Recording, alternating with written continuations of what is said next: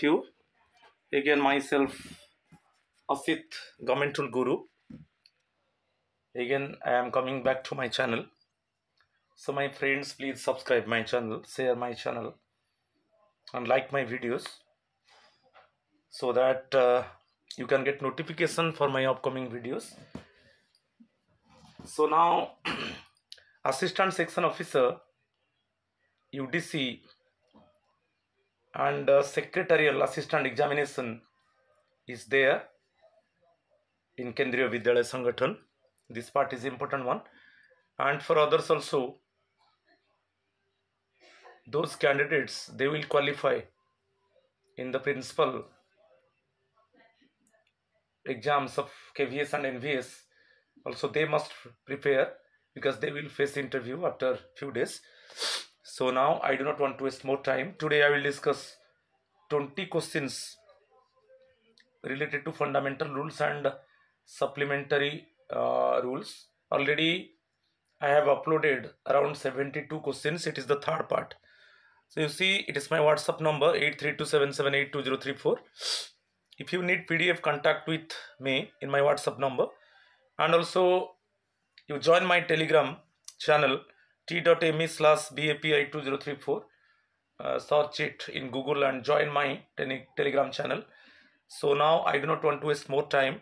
So now I am going to discuss 20 MCQs related to the fundamental rules and supplementary rules. You see the question number 1. A government servant can be transferred to foreign service only if 4 options दिया गया है. It is not against his will. He accepts the restrictions if any imposed by the government. He holds a post paid from general revenues.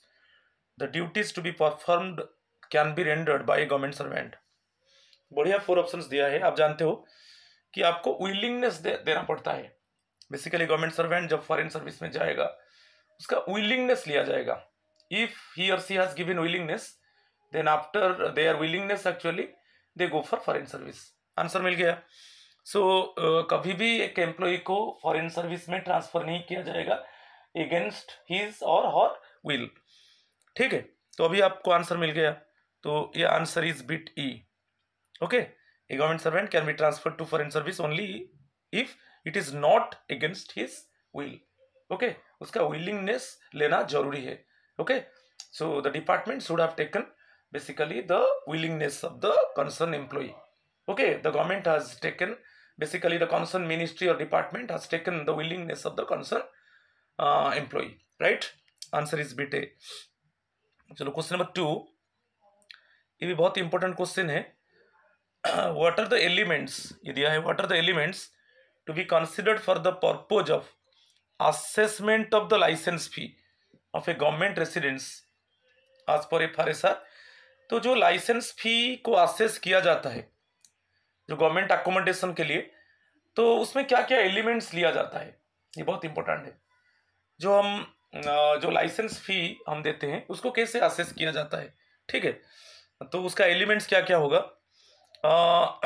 3 bits given: sanitary fittings, water supply, electric installations and fittings. 4 options are there. तो आपको याद रखना है तीनों included है. तो जब licence फी को असेस किया जाएगा तब ये तीनों एलिमेंट्स बहुत इंपॉर्टेंट है, जो सैनिटरी फिटिंग्स है, वाटर सप्लाई और and electrical installations and fittings. इसको देखकर एक्चुअली लाइसेंस फी को असेस किया जाता है. बहुत इंपॉर्टेंट है. तो आपको आंसर मिल गया. तो यहाँ पर जो है आंसर इज बिट डी. समझ में आ गया. ये एलिमेंट्स बहुत इंपॉर्टेंट है, आप इसको याद रखिए. चलो क्वेश्चन नंबर 3 को चलेंगे. What is the maximum period for which deputation allowance is allowed in case an extension of deputation given at a stretch of for 7 years? थोड़ा आइडिया देता हूँ. यदि आपका जो डेपुटेशन, आप जिस पोस्ट में जा रहे हो डेपुटेशन में, यदि वो टेन्योर पोस्ट नहीं है, टेन्योर होगा तो एक लिमिट हो जाएगा, चाहे 2 इयर्स की, 3 इयर्स की, 4 इयर्स हो सकता है. टेन्योर पोस्ट नहीं है तो आपका जो डेपुटेशन पीरियड रहेगा 5 इयर्स रहेगा. कितना रहेगा? 5 इयर्स रहेगा. और उसको एक्सटेंड किया जा सकता है. यदि उसको एक्सटेंड किया जाएगा तब और 2 इयर्स होकर कितना होगा, 7 ईयर्स होगा। तो एक्सटेंशन कितना होगा, 2 ईयर्स होगा, याद रखिए, ठीक है। तो एक्सटेंशन यदि होगा, वो रूल है कि जो बोरोइंग डिपार्टमेंट है वो इन्फॉर्म करेगा लेंडिंग डिपार्टमेंट को, वो लेंडिंग डिपार्टमेंट को इन्फॉर्म करेगा, एक ऑप्शन है। Otherwise union public service commission के साथ भी कंसल्ट करेगा, उसको भी इन्फॉर्म करेगा। और जो है appointment of cabinet committee of the cabinet, okay, appointment of committee of the cabinet ACC, इसका भी अप्रूवल लेगा, ठीक है। तो तीनों चीज बहुत इंपॉर्टेंट है। तो एक्सटेंड होगा तो बोरोइंग डिपार्टमेंट क्या करेगा, उसका कंसर्न मिनिस्ट्री का अप्रूवल लेगा, यूपीएससी के साथ कंसल्ट करेगा। और जो आप एसीसी है, appointment committee, okay, of the cabinet, उसका भी अप्रूवल ले सकता है। ये तीनों के बाद एक्सटेंड होगा, ठीक है। तो ये मिनिमम है, टेन्योर पोस्ट नहीं है, जो डेपुटेशन पोस्ट टेन्योर पोस्ट नहीं है, तो 5 ईयर्स होगा। आपका जो एक्स कैडर पोस्ट में आप जा रहे हो वो टेन्योर पोस्ट नहीं होगा, तो डेपुटेशन जो पीरियड होगा नॉर्मली 5 ईयर्स होगा, और उसको 2 ईयर्स के लिए एक्सटेंड किया जा सकता है, ओके, 7 ईयर्स तक। मगर जब एक्सटेंशन किया जाएगा, किसका अप्रूवल जरूरी है, समझ में आ गया। तो बोरोइंग डिपार्टमेंट क्या करेगा, उसका कंसर्न मिनिस्ट्री का अप्रूवल लेगा। और जो लेंडिंग डिपार्टमेंट है, एक्चुअली जो डेपुटेशन एम्प्लॉय है, उसका जो पेरेंट डिपार्टमेंट है उसको इन्फॉर्म करेगा, और जो यूपीएससी के साथ कंसल्ट करेगा, इन्फॉर्म करेगा। और एक है appointment committee of the cabinet, उसका भी उसके साथ कंसल्ट करेगा और उसका भी अप्रूवल ले सकता है, ठीक है। तो यहाँ पर जो है जो डेपुटेशन अलोवेंस मिलेगा, यहाँ पर पूछा है, आप याद रखिए, डेपुटेशन अलोवेंस आप सेम स्टेशन में आपको 5% ऑफ बेसिक पे, यदि आपका सेम स्टेशन में आप एक्स कैडर पोस्ट में आप जा रहे हो, if you suppose it means go for a post related to the deputation in the same station, तो 5% ऑफ बेसिक पे, और इसमें मैक्सिमम होगा कितना, 4500। आउट ऑफ स्टेशन में आप डेपुटेशन में जा रहे हो तो वो 10% ऑफ बेसिक पे होगा, और वहां पर मैक्सिमम जो डेपुटेशन अलाउंस डबल हो जाएगा 4500 का, तो यहां पर हो जाएगा कितना, हो जाएगा 9000 हो जाएगा, समझ में आ गया। तो यदि आप जो डेपुटेशन पोस्ट में जा रहे हो ना, सेम स्टेशन में है, तो 5% ऑफ बेसिक पे, और मैक्सिमम कितना होगा 4500। आउट ऑफ स्टेशन जा रहे हो तो जो डेपुटेशन अलाउंस होगा वो 10% ऑफ बेसिक पे होगा, और मैक्सिमम कितना होगा 9000 होगा। तो यहां पर आंसर एक्चुअली, यहां पर जो आंसर है बीट ए है, ठीक है। What is the maximum period, question पूछा है, what is the maximum period for which deputation allowance is allowed, maximum period it is 7 sorry, यहां पर जो आंसर होगा, डेपुटेशन अलाउंस जो मिलेगा मैक्सिमम 5 ईयर्स के लिए मिलेगा, एक्सटेंशन पीरियड में नहीं मिलेगा डेपुटेशन अलाउंस, याद रखिए। नॉर्मल पीरियड यदि आपका 10 ईयर पोस्ट नहीं है, तो नॉर्मली डेपुटेशन पीरियड कितना होगा, 5 ईयर्स होगा, तो वो 5 ईयर्स के लिए आपको डेपुटेशन अलाउंस मिलेगा। और जो एक्सटेंशन 2 ईयर्स के लिए है, वो एक्सटेंशन पीरियड में आपको डेपुटेशन अलाउंस नहीं मिलेगा, ठीक है। और एक याद रखना है, जो डेपुटेशन अलाउंस कैलकुलेट होगा ना ओनली बेसिक पे, वहां पर एक्चुअली डीए को नहीं, डियरनेस अलाउंस को नहीं लिया जाएगा। अभी मैं बताया, जो बेसिक पे के ऊपर कैलकुलेट होगा, और सेम स्टेशन में मैक्सिमम 4500, और 5% ऑफ बेसिक पे, और आउट ऑफ स्टेशन में आप जा रहे हो, ओके, डेपुटेशन पोस्ट में, तो वहां पर 10% ऑफ बेसिक पे, और मैक्सिमम 9000, क्लियर। तो यहां पर जो आंसर होगा 5 years, answer is bit D. चलो question number 4, what are the conditions to be observed by the department for sending proposals to the Department of Personnel and Training for extension in the period of deputation or foreign service। तो अभी मैं बताया था, यदि जो deputation जो normal, जैसे आपका टेन्योर पोस्ट नहीं है, नॉर्मल डेपुटेशन जो पीरियड होता है वो 5 ईयर्स होता है, यदि इसको एक्सटेंड किया जाएगा तो किसका अप्रूवल चाहिए, तो यहां पर दिया है approval of minister in charge obtain.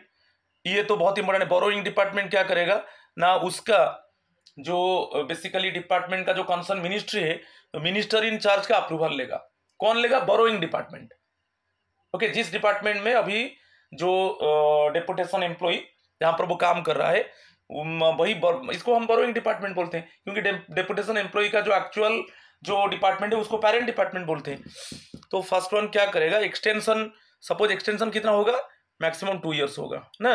तो इस केस में क्या होगा, तो बोरोइंग डिपार्टमेंट क्या करेगा ना, उसका जो मिनिस्ट्री है, मिनिस्टर इन चार्ज का अप्रूवल लेगा, और यूपीएससी का अप्रूवल लेगा, और एससीसी जो है appointment committee of the cabinet, उसका अप्रूवल लेगा, और एनओसी, नो ऑब्जेक्शन सर्टिफिकेट किसका होगा ना, पेरेंट डिपार्टमेंट, जो लेंडिंग डिपार्टमेंट, जो एम्प्लॉय जो डेपुटेशन में गया है ना, तो उसका जो पेरेंट डिपार्टमेंट है उनसे भी एनओसी, उसका भी कॉन्सेंट लिया जाएगा। तो ये तीनों करेक्ट है। ओके, यहां पर आप सोच लीजिए, ये नहीं दिया गया है, A B, it is C, it is D, समझ में आ गया। तो यहां पर जो होगा आंसर डी होगा, समझ में आया। यदि एक्सटेंशन होगा, जो 2 ईयर्स एक्सटेंशन होगा, तो इस केस में क्या होगा ना, बोरोइंग डिपार्टमेंट क्या करेगा ना, उसका जो कंसर्न मिनिस्ट्री है उसका मिनिस्टर इंचार्ज का अप्रूवल लेगा, यूनियन पब्लिक सर्विसेज कमीशन का अप्रूवल लेगा, और appointment committee of the cabinet का अप्रूवल लेगा, और जो पेरेंट डिपार्टमेंट, जो कंसर्न डेपुटेशन में जो एम्प्लॉय गया है उसका पेरेंट डिपार्टमेंट का एनओसी, उससे एनओसी लेना है, नो ऑब्जेक्शन सर्टिफिकेट, और उसका कंसेंट लेना है, तब उसका जो एक्सटेंशन पीरियड को एक्सटेंड किया जाएगा। तो answer is bit D, right. Question number 5, ये तो बहुत इजी क्वेश्चन है। When is the first review to be made in respect of a suspended employee regarding increase or reducing of subsistence allowance. Review जो होगा within 90 days होगा। Okay, within 90 days.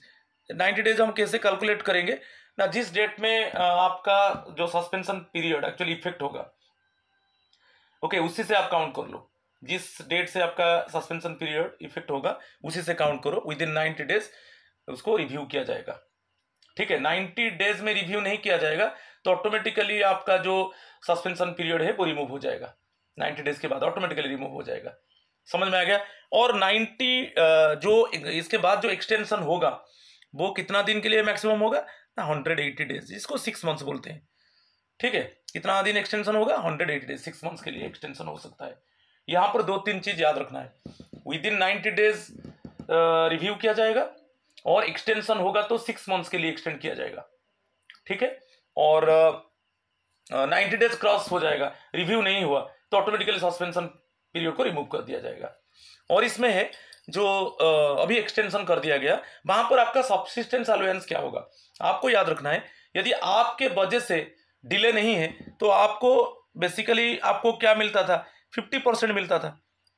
Okay, जो leave salary होता है basic पे DA, उसका 50% मिलता था ना, जो लीव सैलरी होता है। तो उसमें यदि आपके वजह से अभी इट मीन्स कोई इंक्वायरी में कोई डिले नहीं हुआ तो इसमें एक्सटेंशन पीरियड में और 25% ऐड कर दिया जाएगा, इट मीन्स आपको 75% मिलेगा। यदि आपके वजह से डिले हो रहा है तो अब आपका क्या कर दिया जाएगा, 25% माइनस करके आपको कितना मिलेगा, 25% मिलेगा। आपको याद रखना है विद इन 90 डेज, जो विद इन फर्स्ट 90 डेज आपको 50% मिलता है लीव सैलरी का, इट मीन्स बेसिक पे डीए, आपको याद रखना है बेसिक पे प्लस डीए, डियरनेस अलाउंस, इसका 50% मिलेगा।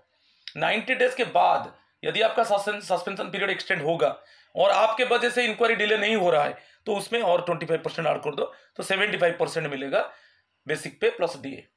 ठीक है, और यदि आपके वजह से इंक्वायरी डिले हो रहा है तो 90 डेज के बाद क्या कर दिया जाएगा ना, आपका जो सब्सिस्टेंस अलाउंस है वो 25% रिड्यूस कर दिया जाएगा, इट मीन्स आपको कितना मिलेगा ना, 25% मिलेगा बेसिक पे प्लस डीए का।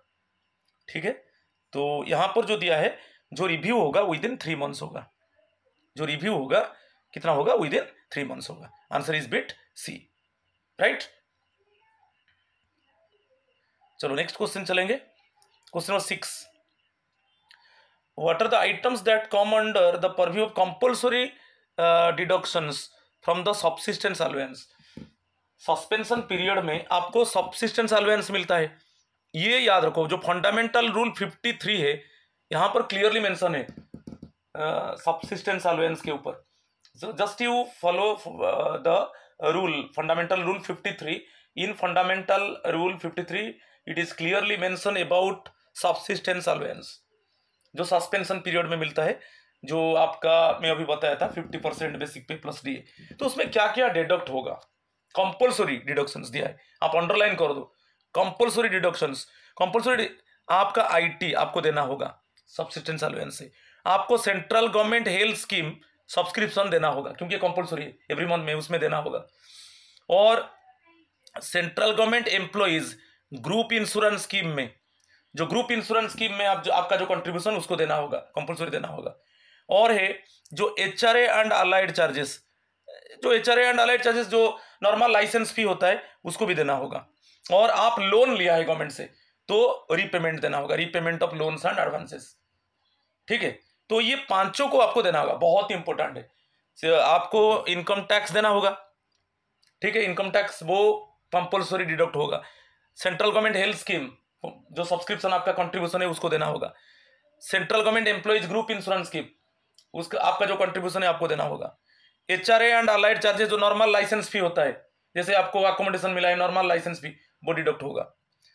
यदि आप गवर्नमेंट से लोन लिया है तो repayment of loans and advances taken from government, जो head of the department fix करेंगे, जो भी फिक्स करेंगे, क्योंकि आपका अभी सैलरी आधा हो गया ना, तो जो यहाँ पर याद रखना है basically loans and advances case में एचओडी जो हेड ऑफ द डिपार्टमेंट है वो डिसाइड करेंगे कि कितना आपको देना है। ओके, तो repayment of loans and advances taken from a government such rates as the HOD deems it right to fix, ये सभी आ जाएगा कंपलसरी डिडक्शंस में। तो आप भाई वाह फेस कर रहे हो, इंटरव्यू फेस कर रहे हो, ये बहुत इंपॉर्टेंट है, आपको पूछ सकते हैं, राइट। तो ये आंसर अभी मिल गया, answer is bit A. Okay, तो पूरा ये जो 5 एलिमेंट्स है ना वो कंपलसरी डिडक्ट होगा सबसिस्टेंस अलाउंस से, answer is bit A. Question number 7 को चलेंगे। What are the entitlements permissible to a government servant deputed on foreign service. यदि आप फॉरेन सर्विस में गया ना तो आपको यहाँ पर क्या क्या एंटाइटलमेंट्स मिलेगा, मैं थोड़ा यहाँ पर आपको बता देता हूँ। बेसिकली आपको याद रखना है कि थोड़ा सा मैं बता देता हूँ कि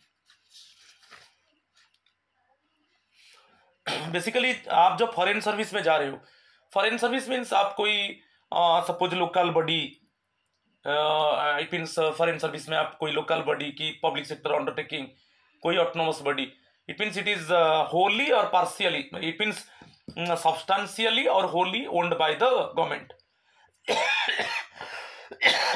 समझ में आ रहा है। और फॉरेन सर्विस में आपको जो सैलरी मिलेगा वो कंसोलिडेटेड इट मीन्स फंड से नहीं मिलेगा, कंसोलिडेटेड फंड से नहीं मिलेगा, चाहे वो consolidated fund of central government, state government, union territory. ये बेसिकली क्या है, foreign service temporary transfer, okay, two bodies, okay, incorporated और नॉट, होली और सब्सटेंशियली ओन्ड और controlled by government and organisations, जैसे म्युनिसिपैलिटीज है, यूनिवर्सिटीज है, जो बेसिकली सब्सटेंशियली और Holi controlled by the government. It mean जो गवर्नमेंट फंडिंग है वो पार्शियली फंडिंग हो सकता है और होल फंडिंग हो सकता है।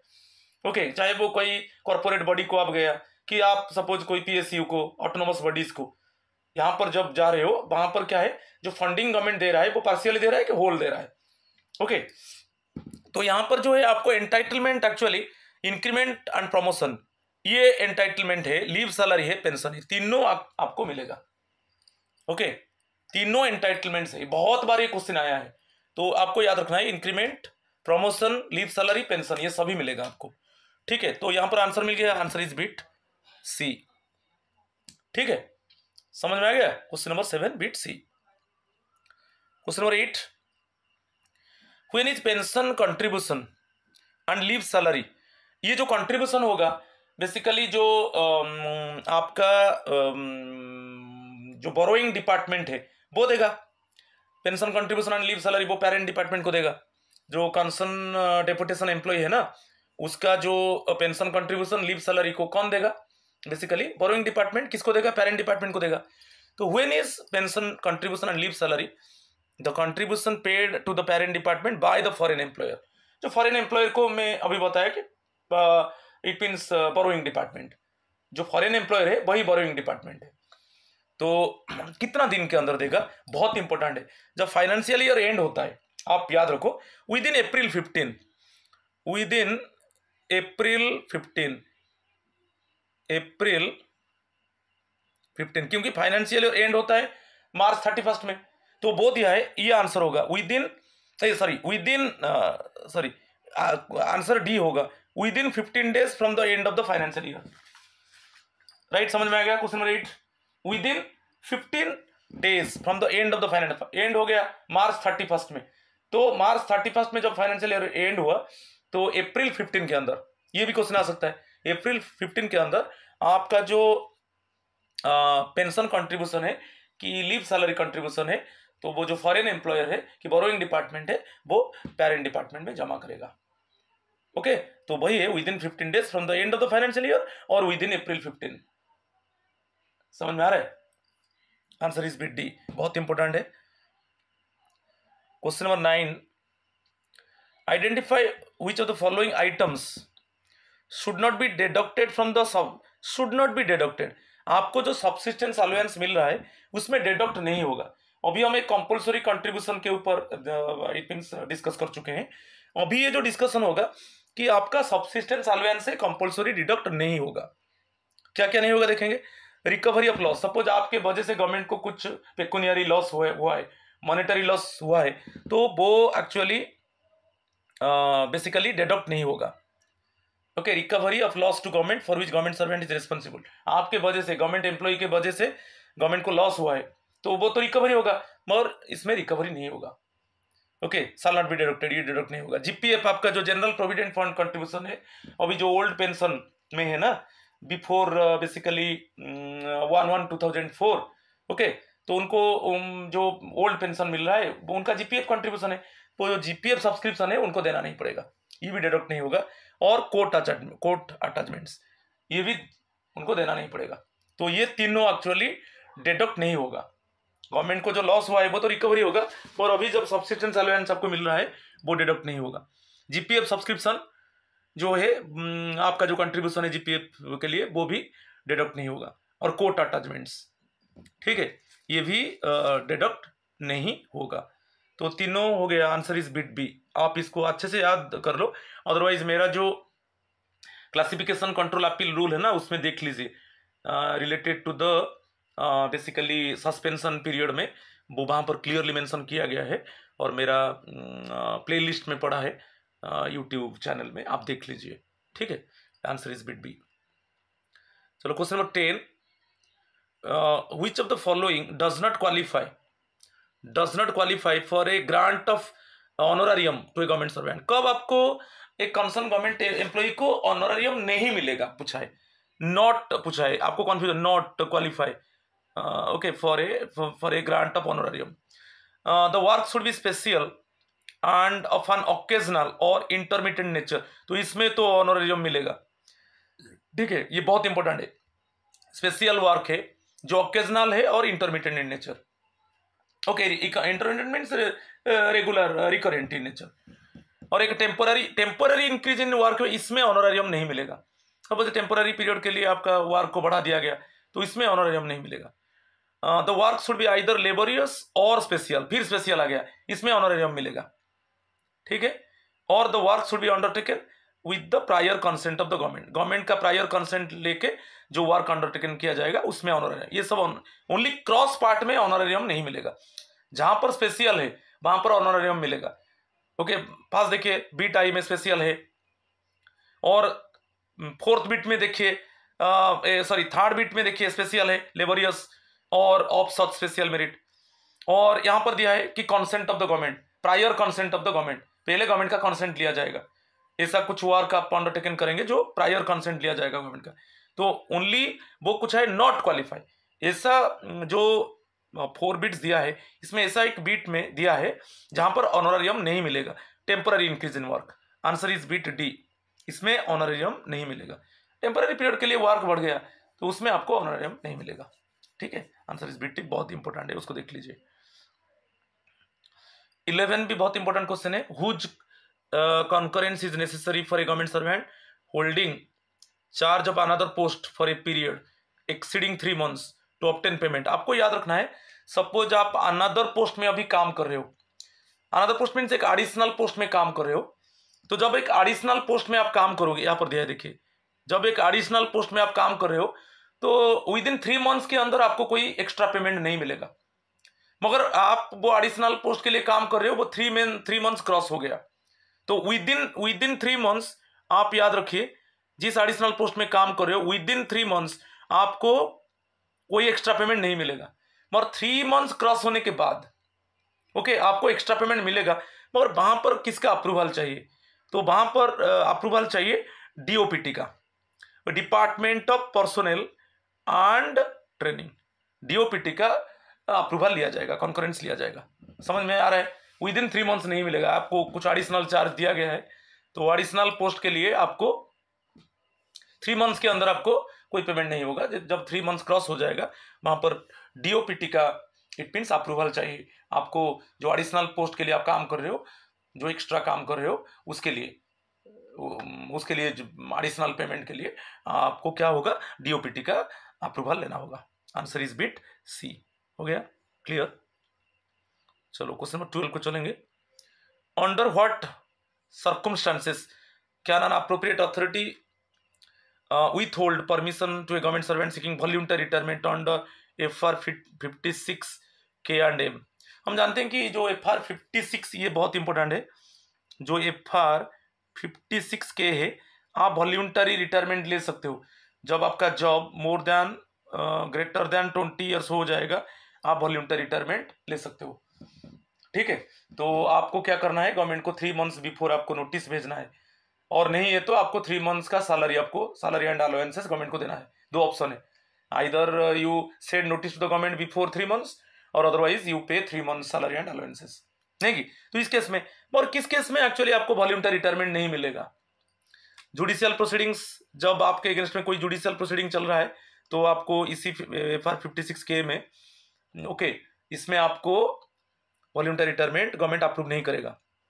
यदि आपके अगेंस्ट में चार्जशीट है और डिसिप्लिनरी प्रोसीडिंग चल रहा है, उसमें भी आपको क्या है? परमिशन गवर्नमेंट नहीं देगा वॉल्यूंटरी रिटायरमेंट के लिए। और आप सस्पेंडेड हो मीन्स डिसिप्लिनरी प्रोसीडिंग इनिशिएट होगा ना, इसलिए तो सस्पेंशन आप हो। ओके, तो डेफिनेटली डिसिप्लिनरी प्रोसीडिंग इनिशिएट होगा। तो ये तीनों पीरियड में आपको वॉल्यूंटरी रिटायरमेंट के लिए गवर्नमेंट परमिशन नहीं देगा। तो वही पूछा है, क्या नाम आप under what circumstances can an appropriate authority with hold, आप देख लीजिए विथ होल्ड ओके परमिशन, यहाँ पर परमिशन नहीं देगा। तो आंसर हो गया, आंसर इज बिट बी। ये तीनों केस में एक्चुअली गवर्नमेंट परमिशन नहीं देगा। Answer is bit B. समझ में आ रहा है? ये बहुत इंपॉर्टेंट है। इस पीरियड में आपको वॉल्यूंटरी रिटायरमेंट क्या है? नहीं मिलेगा। Question number 13, who will decide the number of increments to be granted based on performance shown by the employee? आपका अच्छा परफॉर्मेंस के वजह से आपको आपका जो इंक्रीमेंट्स है वो आपको एक्स्ट्रा इंक्रीमेंट्स दिया जाएगा।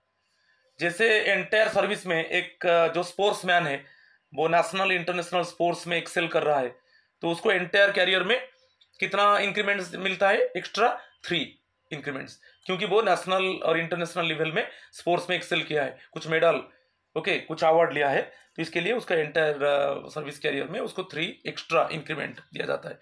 वैसा ही जब आप कुछ ऐसा कुछ स्पेशल परफॉर्मेंस दोगे, उसके वजह से आपका इंक्रीमेंट एक्स्ट्रा इंक्रीमेंट आपको मिलेगा। मगर इस केस में एक्चुअली वो कौन उसको अप्रूव करेगा एक्स्ट्रा इंक्रीमेंट? तो बेसिकली आपको याद रखना है, answer is bit C, the authority competent to create the post. जो अथॉरिटी जिसका एक्चुअली पावर है पोस्ट को क्रिएट करने के लिए, तो वो अथॉरिटी का एक्चुअली अप्रूवल चाहिए आपको। जब कुछ स्पेशल परफॉर्मेंस आप दिया, उस केस में आपका जो एक्स्ट्रा इंक्रीमेंट आपको दिया जाएगा। ठीक है, the authority competent to create the post. Answer is bit C. Clear? चलो क्वेश्चन नंबर 14 को चलेंगे। Identify what percentage is applied for the recovery of flat rate licence fee in respect of substandard और unclassified accommodation. Substandard accommodation है और unclassified accommodation है। इस case में actually जो लाइसेंस फी आपसे लिया जाएगा, तो बेसिकली कितना परसेंटेज लिया जाएगा? क्योंकि तो यहाँ पर जो अकोमोडेशन है सबस्टैंडर्ड है और अनक्लासिफाइड है, तो FR बेसिकली फंडामेंटल रूल में ये कहा गया है, यदि इस केस में क्या होगा, आपको 75% जो फ्लैट रेट है उसका 75% लाइसेंस फी आपको देना होगा। ओके, आप 100% नहीं दोगे, क्योंकि यहाँ पर जो अकोमोडेशन है वो सबस्टैंडर्ड है और अनक्लासिफाइड है। तो इसके वजह से जो फ्लैट रेट है, फ्लैट रेट का कितना देना होगा? 75% आपको देना होगा लाइसेंस फी। तो answer is bit D. Okay, इसको याद रखिए, बहुत इंपॉर्टेंट है। सब इंपॉर्टेंट क्वेश्चन से एक्चुअली जो एग्जाम में क्वेश्चन आएगा इस तरीके का क्वेश्चन आता है, तो आप थोड़ा अच्छे से देख लो। Next one, what are the allowances admissible during suspension. Suspension period में आपको किस तरीके का अलाउंस मिलता है? DA, HRA and transport allowance. आपको ट्रांसपोर्ट अलाउंस नहीं मिलेगा, आपको डीए मिलेगा, डियरनेस अलाउंस मिलेगा, मैं अभी बताया था, और आपको एचआरए भी मिलेगा, ये दोनों मिलेगा। और आपका जो बेसिक पे ये हाफ हो जाएगा। बेसिक पे कितना होगा? 50% हो जाएगा। उसके ऊपर डीए, और थोड़ा मैं बोल देता हूँ, आपका 50% हो जाएगा बेसिक पे, इसके ऊपर डीए, और वैसे ही आपको एचआरए, ठीक है, तो मिलेगा। यहाँ पर ट्रांसपोर्ट अलाउंस आपको नहीं मिलेगा। तो अभी मिल गया, आंसर हो गया, answer is bit D, DA and HRA, ये दोनों अलाउंस आपको सस्पेंशन टाइम में मिलेगा। ओके, बेसिक पे का 50% आप कर लो, 50% बेसिक पे आप ले जाओ, और उसके ऊपर डीए, ओके, 50% बेसिक पे के ऊपर डीए, और उसके ऊपर एचआरए कैलकुलेट होगा और आपको मिलेगा। तो बोथ डीए एंड एचआरए मिलेगा। यहाँ पर ट्रांसपोर्ट अलाउंस क्या है? नहीं मिलेगा, राइट। चलो क्वेश्चन नंबर 16 को चलेंगे। Under what circumstances are the central government servant eligible to avail joining time. कब ज्वाइनिंग टाइम आप अवेल करोगे? Basically government servant.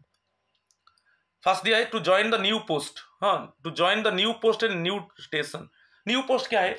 जैसे आपका कोई अभी पोस्ट है, आपका प्रमोशन हो गया, आप जाकर न्यू स्टेशन में ज्वाइन करोगे, तो उसके लिए आपको ज्वाइनिंग टाइम मिलेगा। न्यू पोस्ट ना, आप जब प्रमोशन हुआ तो अब आपको जो हायर पोस्ट मिला वो न्यू पोस्ट आपके लिए हुआ ना, न्यू स्टेशन में आपको दिया जाएगा, आपका स्टेशन में तो नहीं दिया जाएगा, तो वहां पर आपको ज्वाइनिंग टाइम मिलेगा। सेकंड क्या है? आपका बेसिकली नॉर्मल ट्रांसफर होता है, आपका जो पोस्ट है और एक जगह को, जैसे नॉर्मल टेन्योर कंप्लीट होने के बाद आपका ट्रांसफर होता है, ओके, पब्लिक इंटरेस्ट में और रिक्वेस्ट ट्रांसफर। तो वही दिया है, transfer on the same post, same post के ऊपर आपका ट्रांसफर होता है, और उस केस में आपको ज्वाइनिंग टाइम मिलेगा। और similarly transfer from one post to another post in the same station. Same station में एक पोस्ट से और एक पोस्ट को आपको ट्रांसफर कर दिया गया। जैसे प्रमोशन हुआ, प्रमोशन में आप हायर पोस्ट ज्वाइन करोगे, सेम स्टेशन में, ओके, सेम स्टेशन में आप ज्वाइन किया, तो सेम स्टेशन में आपको ज्वाइनिंग टाइम जो मिलता है 1 डे मिलता है, नहीं कि ज्वाइनिंग टाइम जो सेम स्टेशन में 1 डे होता है। ऑर्डर में तुम्हें बोला था, जैसे लेस देन 1000 है 10 days normally, more than 1000 to 2000 normally 12 days, और मोर देन 2000 15 डेज। और उसमें आप ऐड कर दो, यदि आपका कंटिन्यूअस जर्नी रहेगा रोड में, मोर देन 200 किलोमीटर्स कंटिन्यूअस जर्नी रहेगा रोड में, तो आप उसमें 2 ऐड कर दो। मगर मोर देन 2000 मीन्स वही 15 डेज रहेगा। ओके, जैसे मैं बोला था joining time less than 1000 kilometre आपको कितना मिलता है? 10 डेज मिलता है। और कॉन्टिन्यूअस आपको road journey more than 200 kilometre होगा, more than 200 kilometre continuous journey road journey होगा, तो उसमें और 2 ऐड कर दो। और सिमिलरली आपको लेस देन, मोर देन 1000 लेस देन 2000, मोर देन 1000 लेस देन 2000 आपको 12 दिन मिलेगा। और वैसे ही इसमें आपको continuous road journey more than 200 kilometre होगा, 3 डेज अलाउ ऐड कर दो, 15 डेज होगा। मगर यहाँ पर कंडीशन क्या है कि आपको कंटिन्यूअस जर्नी करना है मोर देन 200 किलोमीटर। और नेक्स्ट में मोर देन 2000 किलोमीटर 15 डेज। और जो सेम स्टेशन में आपका ट्रांसफर होता है कि आप एक पोस्ट से और एक पोस्ट में ज्वाइन करते हो, तो ओनली 1 डे मिलेगा, सेम स्टेशन में 1 डे मिलेगा, मगर तीनों केस में एक्चुअली ज्वाइनिंग टाइम मिलेगा। तो आंसर इज बिट डी। अच्छे से समझा दिया आपको, तो आंसर इज बिट डी, तीनों केस में मिलेगा, मगर सेम स्टेशन में जब होता है 1 डे मिलता है। ओके, और आप ये नहीं बोलोगे कि सेम पोस्ट में आपका ट्रांसफर होगा, मिलेगा। न्यू पोस्ट में न्यू स्टेशन में आप ज्वाइन कर रहे हो गवर्नमेंट सर्वेंट, इट मीन्स आपका प्रमोशन हुआ, तो प्रमोशन होकर जब आप प्रमोटेड पोस्ट में चले गए, वो न्यू पोस्ट हो गया ना, और न्यू स्टेशन में आपको दिया गया, वहां पर ज्वाइनिंग टाइम मिलेगा। और सेम स्टेशन में आप 1 पोस्ट टू अनदर पोस्ट आपका ट्रांसफर हुआ, सेम स्टेशन में ज्वाइनिंग टाइम तो मिलेगा, मगर सेम स्टेशन में 1 डे मिलेगा। ठीक है, चलो नेक्स्ट क्वेश्चन देखेंगे 17। Who will approve all cases of A tour abroad of the officers of the level of secretary rank to the government of India. जो सेक्रेटरी लेवल ऑफिसर्स होते हैं उनका जो टूर होगा, ओके, फॉरेन कंट्री के लिए उनका टूर होगा, basically the officers of the level of secretary when they go to abroad for tour, then उसको कौन अप्रूव करेगा? नहीं, इसका अप्रूवल बहुत ईजी है। एक स्क्रीनिंग कमिटी ऑफ सेक्रेटरीज होता है। कभी कभी हम answer ministry of external affairs लगा देते हैं, नहीं, एक स्क्रीनिंग कमिटी रहता है, screening committee of secretaries. Okay, number of secretaries वहां पर रहेंगे, उनका अप्रूवल से क्या होगा, जो officers of the level of secretary to the government of India, उनका वो अब्रोड जाएंगे टूर के लिए। Answer is bit D. ठीक है, चलो question number 18, what is the maximum period for which extra work allowance. कितना मैक्सिमम, जो एक्स्ट्रा वर्क अलाउंस आपको मिलेगा, एक मैक्सिमम पीरियड कितना है? मैक्सिमम पीरियड आपको याद रखना है 1 ईयर। मैक्सिमम पीरियड 1 ईयर के लिए आपको एक्स्ट्रा वर्क अलाउंस मिलेगा। उसके बाद आप कुछ एक्स्ट्रा वर्क कर रहे हो तो एक्स्ट्रा वर्क अलाउंस नहीं मिलेगा। ओके, जो एक्स्ट्रा वर्क अलाउंस मिलेगा वो मैक्सिमम पीरियड होगा 1 year. Answer is bit B. चलो क्वेश्चन नंबर 19, ये बहुत इंपॉर्टेंट क्वेश्चन है। What is the maximum age limit of an officer for selection of deputation और फॉरेन सर्विस। आप जब डेपुटेशन और फॉरेन सर्विस में जाओगे, आप विलिंगनेस दिया, मगर जो ऑफिसर का मैक्सिमम एज लिमिट कितना होगा? Maximum age limit below the age of, आप याद रख लिए कि less than 56 years. Okay, officers basically deputation में और बेसिकली फॉरेन सर्विस में जा सकते हैं। समझ में आ गया? तो लेस देन 56 ईयर्स, तो जहां पर यहाँ लगा दीजिए आंसर इज बी डी, बहुत इंपॉर्टेंट है। तो 56 बेसिकली मोर देन 56 ईयर्स होगा तो आपको भेजा नहीं जाएगा। ओके, डेपुटेशन पोस्ट में और फॉरेन सर्विस में आपको भेजा नहीं जाएगा। तो लेस देन 56 ईयर्स। समझ में आ गया? आज का लास्ट क्वेश्चन देखेंगे। What is the period of the law of limitation restricting payment of arrears of subsidy. Arrears क्या है? सपोज आप सस्पेंड हो गए, डिसिप्लिनरी प्रोसीडिंग चला, मगर उसमें आपको एक्सोनरेट कर दिया गया। कि जो डिसिप्लिनरी प्रोसीडिंग में प्रूव कर दिया गया कि आप गिल्टी नहीं हो, आपके ऊपर जो बेसिकली चार्ज लगा था वो फॉल्स हो गया, वो ठीक नहीं है। तो जो सस्पेंशन पीरियड में आपको सब्सिस्टेंस अलाउंस मिला था, तो वो सस्पेंशन पीरियड क्या होगा? Treated as duty. तो वहां पर आपको सब्सिस्टेंस अलाउंस मिला था, अभी फुल पे अलाउंसेस मिलेगा, क्योंकि वो आपका जो आपके ऊपर जो चार्ज लगा था वो क्या हो गया? फॉल्स हो गया। ओके, आपको इट मीन्स डिक्लेयर कर दिया गया कि गिल्टी नहीं है, जो चार्ज के उसके ऊपर लगा था वो ठीक नहीं है। नहीं, आपका सस्पेंशन पीरियड वो क्या हो जाएगा? Treated as duty. तो वहां पर आपको जो सब्सिस्टेंस अलाउंस मिला था तो आपको फुल पे मिलेगा एरियर के आकार में। तो उसका लिमिटेशन कितना होगा? तो कितना टाइम के अंदर वो आपको एरियर मिलना चाहिए? तो आपको याद रखना है, जो ईयर ऑफ लिमिटेशन होगा 3 years. What is the period of the law of limitation restricting payment of arrears of subsistence allowance. आपको जो भी एरियर आपको मिलेगा वो एरियर 3 ईयर्स के अंदर आपको आपका डिपार्टमेंट आपको देना है। तो आंसर इज बीट ए।